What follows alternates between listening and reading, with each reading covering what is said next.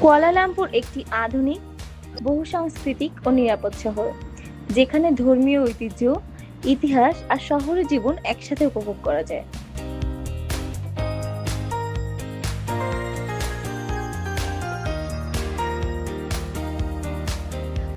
আজ আমরা চলে এসেছি বাতু কেভসে। বাতু কেভস ভ্রমণ শুরু করতে কুয়ালালামপুর ইন্টারন্যাশনাল এয়ারপোর্ট থেকে কেএল সেন্ট্রাল যেতে ট্রেনে প্রায় ৩০ থেকে ৩৫ মিনিট সময় লাগে।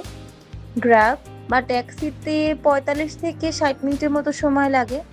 এরপর কেটিএম কমিউটার ট্রেনে সরাসরি বাতু কেভস স্টেশন, অথবা বাস বা গ্র্যাব ব্যবহার করেও সহজেই পৌঁছানো যায়।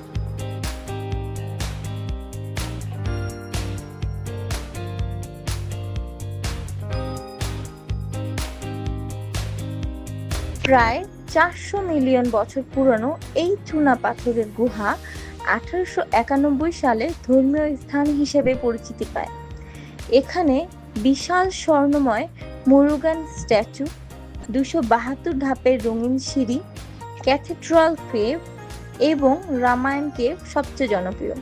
বাই দ্য ওয়ে, আমরা কিন্তু ২৭২ ধাপের সিঁড়িটি অতিক্রম করে একদম কেভের ভিতর পর্যন্ত গিয়েছিলাম, যেটা অনেক সুন্দর ছিল।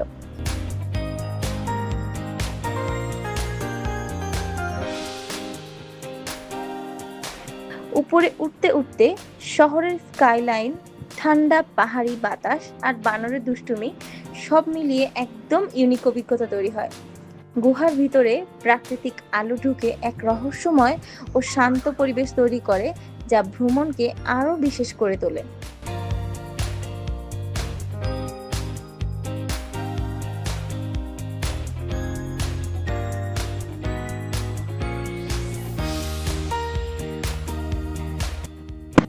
কাছাকাছি এলাকায় রুটি চানাই, তেহতারি, ভারতীয় কারি এবং বিভিন্ন স্ট্রিট ফুড সহজেই পাওয়া যায়।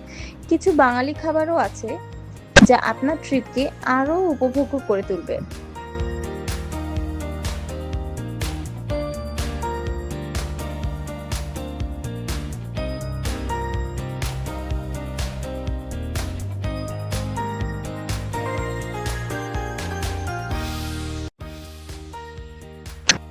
লো বাজেটে ৩০ থেকে ৫০ রিঙ্গিতে আরামসে ঘোরা যায়, আর মিড বাজেটে ৮০ থেকে ১৫০ রিঙ্গিতে ট্রান্সপোর্ট, খাবার ও ছোটখাটো খরচ ম্যানেজ করা যায়। সকালে খুব তাড়াতাড়ি গেলে ভিড় কম থাকে এবং গরমও কম লাগে। তবে খেয়াল রাখতে হবে, বর্ষাকালে সিঁড়ি ভেজা থাকতে পারে, তাই সাবধানে হাঁটা উচিত এবং বানরদের থেকে খাবার দূরে রাখাই ভালো।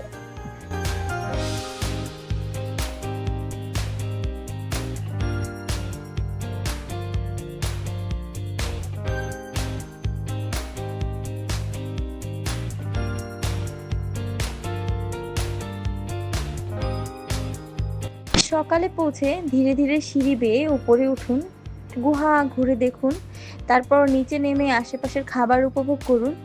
একদিনের জন্য একদম পারফেক্ট প্ল্যান। আপনি কি এই ঐতিহাসিক গুহা নিজের চোখে দেখতে চাচ্ছেন?